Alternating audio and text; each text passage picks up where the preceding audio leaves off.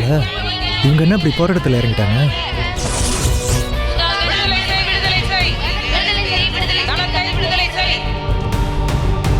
இப்ப என்ன பண்றது? இந்த போராட்டத்தில் கலந்துகிட்டு இருக்க ஒவ்வொருத்தையும் என் மேல கை வச்சவளுக்குதான். விட மாட்டேன், விடவே மாட்டேன்.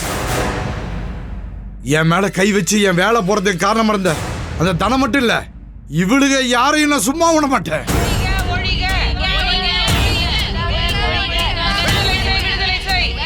அதிகாரத்தில் இருக்கிறவங்க மேல கை வச்சா என்ன ஆகுங்கிறது இவளுகளுக்கு எல்லாம் தெரியணும்.